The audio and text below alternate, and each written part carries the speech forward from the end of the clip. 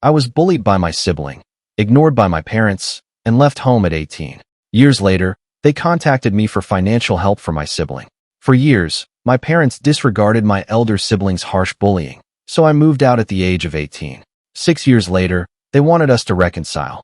So they contacted me with the awful news, but it backfired on them because my older sibling, Fiona, was a huge bully all my life, and living with her was sometimes terrible and tough. To be honest, Fiona has ADHD. Her continual hyperactivity and aggression made her a difficult person to live with, especially during our childhood.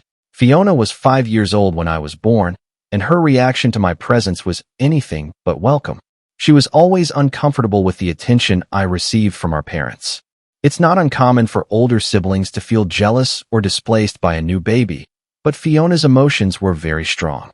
She would throw full-blown tantrums whenever my parents spent time with me, as if my very presence offended her.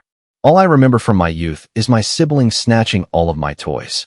She would snatch them away without hesitation. Birthdays, which should have been pleasant occasions for me, turned into mayhem. Fiona would shout, cry, and stage a theatrical scene, completely overshadowing my jubilation. Instead of feeling special on my special day, I was frequently humiliated by my siblings' actions. As I grew older, Fiona's actions got more targeted. She began to physically lash out at me. She would sometimes shove me out of the way, even when there was no need for it. Other times, she would bite me, which felt intentionally painful and malicious. It was evident that her dislike for me was more than just a phase. She seemed to resent me for taking the spotlight and ruining the interaction she had with our parents before my arrival. Fiona has never had any pals. My parents would plan playdates in an attempt to make her feel included, but those should have been fun times evolved into stressful, uncomfortable experiences. I had to continually mediate or apologize for her actions. Over the years, I couldn't help but harbor tremendous anger for my sibling.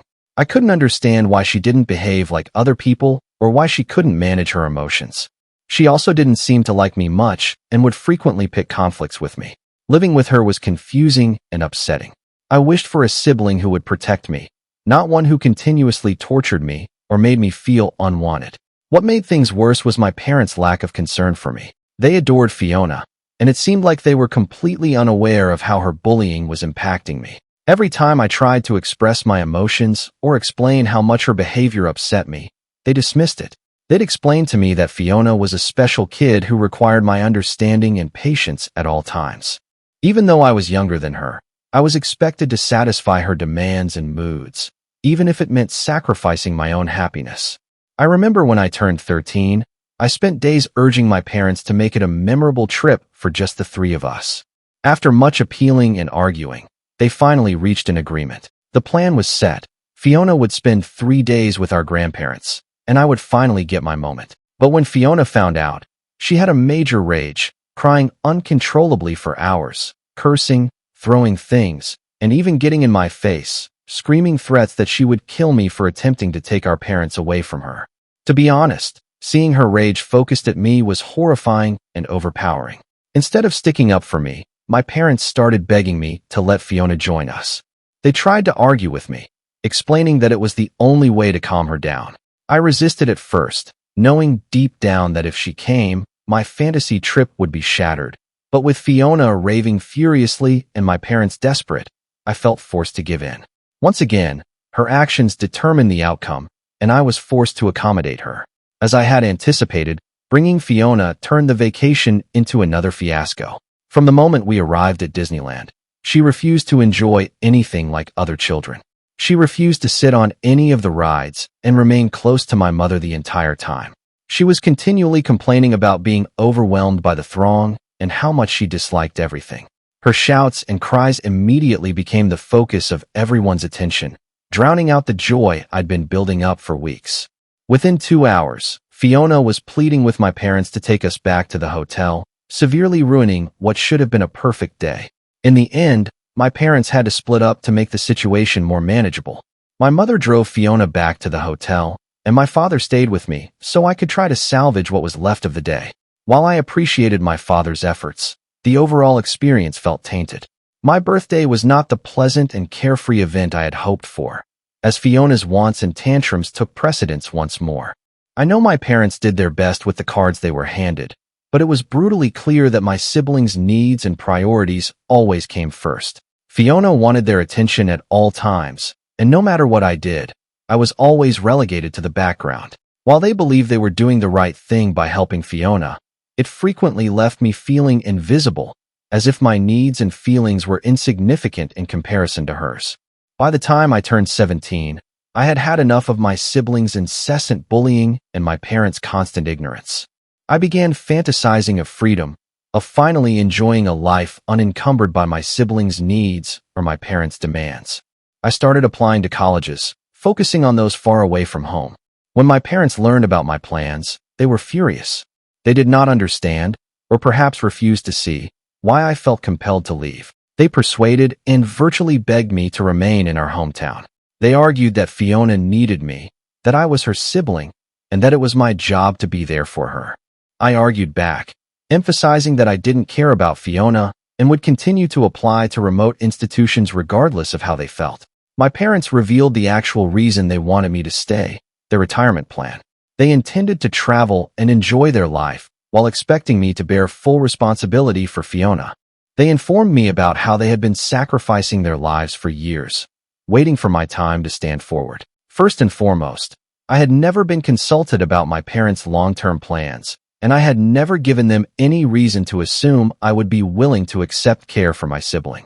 Second, I had no intention of becoming her caretaker. I wasn't her dad, and it seemed unjust and absurd to expect it from me. I explained it to them as fully as I could. I also proposed alternate possibilities, such as hiring a full-time caregiver or teaching Fiona to be more self-sufficient, at least for a few days at a period, so they could continue to enjoy their retirement. My mother stated that Fiona would never be comfortable with a caretaker and insisted on 24-hour surveillance, which could only be provided by a family member, meaning me. My father agreed, even accusing me of being selfish for refusing to participate in their absurd idea. Their remarks stung deeply. As if that wasn't enough, my father then confessed that the entire reason they had me, their second child, was so that I might grow up and take care of Fiona in the future. I froze. My thoughts whirled as the weight of that discovery fell on me. I stared at them silently, my eyes wide with disbelief. My mother instantly intervened, chastising my father for disclosing that secret and instructing him to apologize. She then tried to backtrack, stating he didn't mean it and that, of course, they loved me as well, but her comments rang hollow. The damage was done. I couldn't unhear what he said, and it was then that I realized why I'd always felt invisible in comparison to my sibling.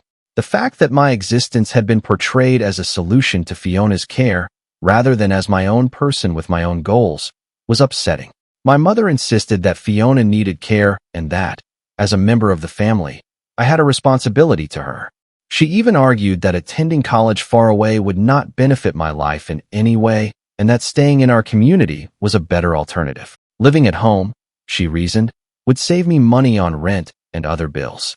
I understood Fiona's predicament, but did that mean I didn't deserve a life of my own? Did I have to give up my future just because she existed? The thought was suffocating. I didn't say anything to my parents at the time, knowing it wouldn't change their opinions, but within, I was more determined than ever to escape. I ignored their appeals and plunged myself into my college applications, determined to avoid them.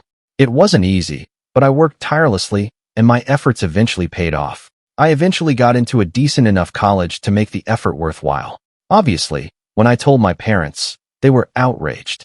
They refused to let me go and did everything they could to guilt-trip me into staying. Although I was 18, I knew I still needed support to get away from my parents, so I turned to my grandparents. I contacted, appealing for their assistance. My grandma, who has always been a solid and caring presence in my life, came over right away. She helped me pack my bags and documents and offered me a place to stay with her and my grandfather till I left for college. But my parents did not stop there. They threatened to cut me off financially, refusing to cover any of my educational fees. They informed me that if I left, I would be on my own forever, and they would cut all relations with me. Even so, I refused to give in. I took out a student loan to help support my schooling. On top of that, my grandfather offered to cover some of my bills using his retirement savings. Accepting his help crushed my heart because I knew how hard he and my grandma had worked for that money. They were doing what my parents should have done, providing love, encouragement, and financial assistance. The subsequent 4 years of my life were a whirlwind of hard work and perseverance. College was tough, not only academically but also emotionally. While most of my peers had supportive parents and enough money to go out, I did not have the same luxury. Almost every day, I studied as hard as I could. To support myself financially, I even took on a part-time job as a server, juggling long days and late nights around my studies. Those years were difficult, but I persevered because I knew there was no other option. Meanwhile, my parents never contacted me, not once, to ask how I was doing or if I needed anything. They maintained a deafening hush. Sometimes, I questioned my worth, wondering if I truly deserved to be abandoned by those who were meant to love me unconditionally. But even then, I refused to give up, telling myself that if I kept going, I'd finally make a life for myself. After graduation, I was really fortunate to get an excellent job. It was the opportunity one had been working so hard for, and it seemed like the first true payoff for all of my years of sacrifices. With this work, I was finally able to start repaying my college loans.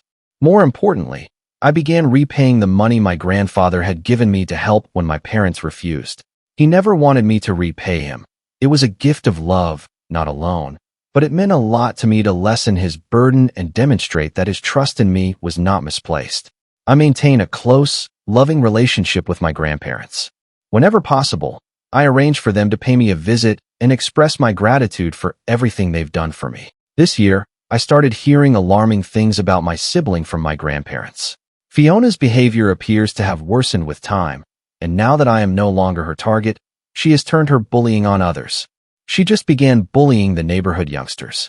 Apparently, she had been throwing water at the kids whenever they played outside and intimidating them by saying that they weren't allowed to play in her area.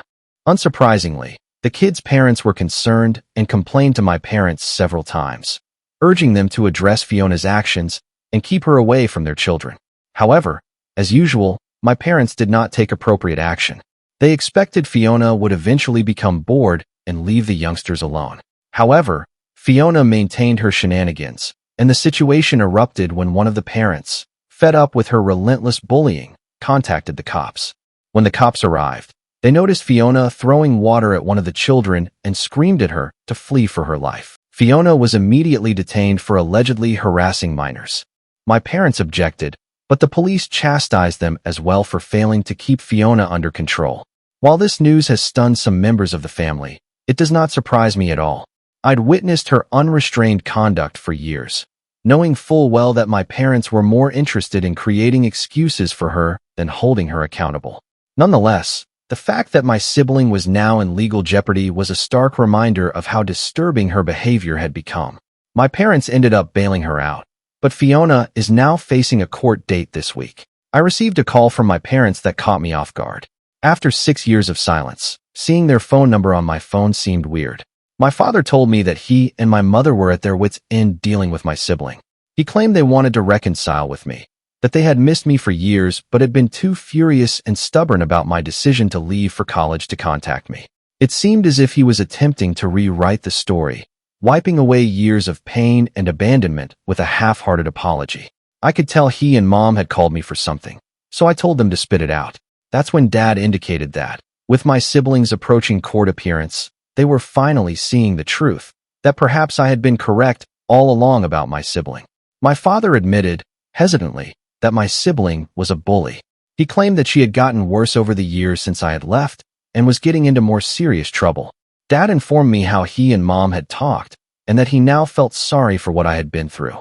He admitted that they should have listened to me more. He also informed me that they were finally willing to send Fiona to therapy so she could receive the assistance she clearly required. Hearing those comments from Dad felt bizarre, especially since I had spent so much of my life urging him and Mom to take action against my sibling, only to be dismissed or taught to accept Fiona's actions. Dad went on, saying they wanted to meet with me and apologize in person if I was willing to listen. That's when I informed my dad, as quietly as I could, that while I was relieved that they were finally providing my sibling with the assistance she required, the truth was that I no longer cared. They had been ignoring me for far too long. Over time, I accepted their absence and constructed a life without them.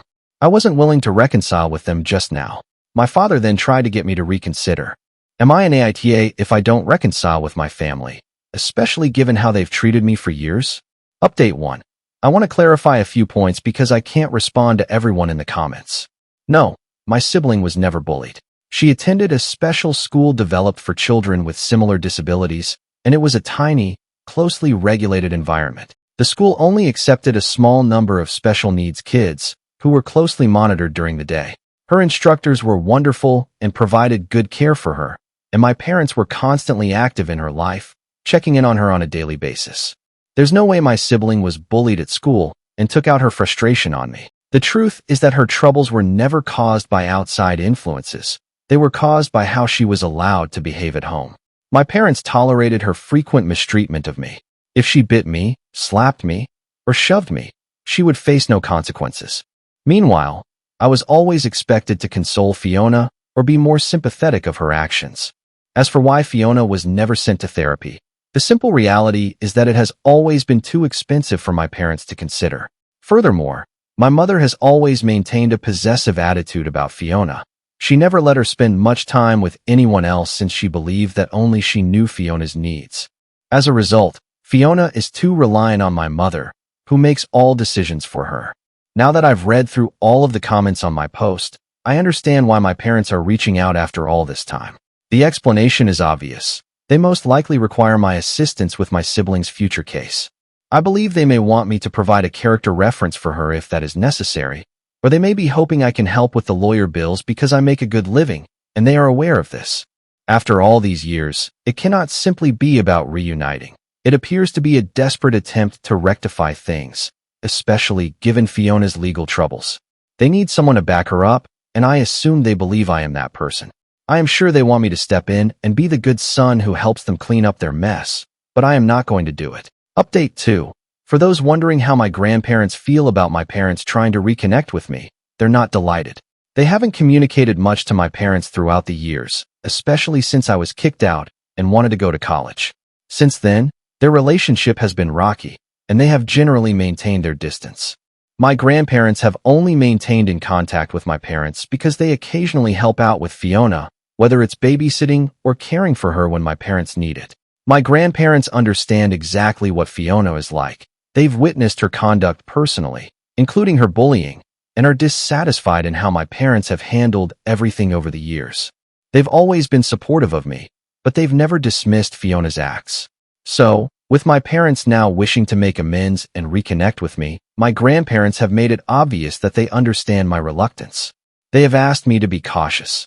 They understand how devastated I have been as a result of my parents' actions, and they do not want me to rush into anything that could wind up being much more traumatic. My folks have also continued to message me all week. They strongly urge me to consider giving them another shot.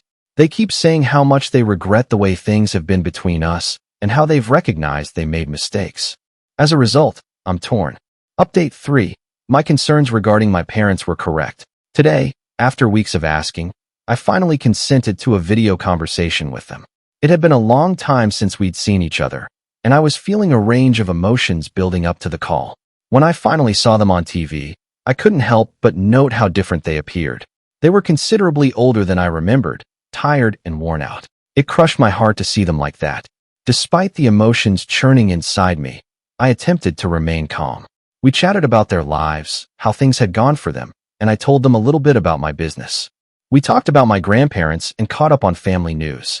Our talks seemed nearly regular, as if no time had gone since I last saw them. My parents apologized to me again. They appeared almost desperate in their statements, inviting me to come see them and stating that they had been thinking about me. But at that point, I couldn't hold back anymore. I questioned them outright. Why now? After all, if they genuinely missed me, wouldn't they have contacted me sooner, during college, while I was gone and needed their help? They made no effort to stay in touch, so what changed now? Why were they so ready to reconcile after so much time apart? That's when my parents, almost unwillingly, began to divulge the real reason they had contacted me.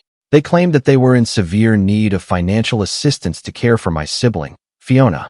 My father told me that they had depleted practically all of their savings over the years due to Fiona's ongoing medical procedures. The bills had exhausted them, and now, with her court case waiting and the possibility of requiring therapy for her behavioral disorders, The financial strain was becoming insurmountable.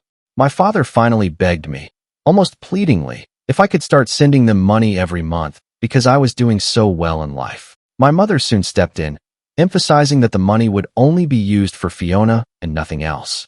I shook my head in answer, feeling a knot form in my stomach. I implored them, my voice quivering with rage. Do you really think I would just send you my hard-earned money to spend on Fiona?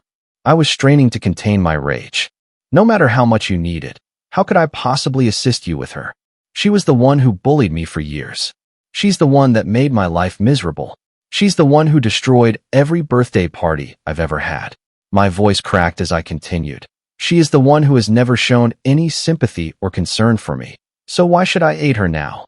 My history with Fiona was so unpleasant, and now they expected me to jump in and be the financial rescuer for someone who had treated me so badly. It didn't make sense, and I couldn't let go of years of pain. I did not stop there, however. All of my frustration and years of bottled-up resentment came spilling out. I pointed out to my parents that they had never kept me safe from Fiona. They'd never given me genuine compassion when it came to her. Instead, they simply expected me to follow suit, to buy into their story, and to care for her as if everything she did was something I had to accept. I was a youngster, and I needed their protection, but they had let me down several times. I explained that just because Fiona has ADHD does not mean she should not be held accountable for her conduct, now that she is an adult. I blamed my parents and made it plain that if they had given her proper care when she was younger, things could have turned out differently. Now, perhaps she would have grown into a better person, capable of realizing the pain she causes others. But they didn't. They had let her get away with so much that she was eventually jailed for pestering young children. Even after this, they kept urging me to intervene and assist her, as if I weren't her first victim.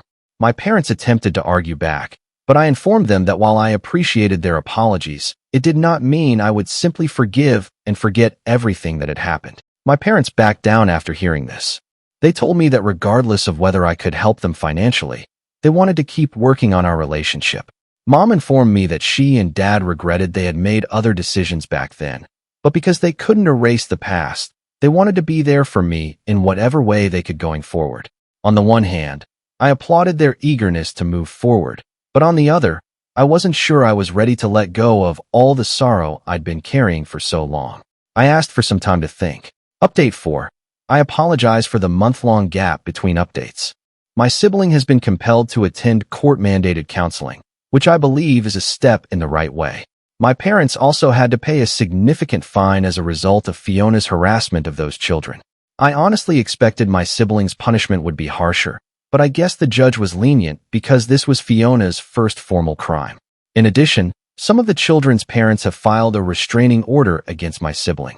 Fiona is now legally compelled to stay far away from their children. If she breaks the order, she will be arrested. Now, back to my parents. Since that conversation in which I declined to grant them any financial assistance, they have not mentioned it again. We have continued to chat, but only about minor details. I guess they meant what they said and are just trying to rebuild their relationship with me. Although I am glad to be back in their life, I am not ready to resume a full connection with my family, especially with Fiona. I don't think I'll ever forgive her, no matter how much time passes. The things she did to me, bullying me, making my life miserable for so many years, cannot simply be wiped. I hope that through counseling, she will finally learn to hold herself accountable for her acts. To be honest, I have no idea how long it will take or if it will ever happen. Thank you for watching.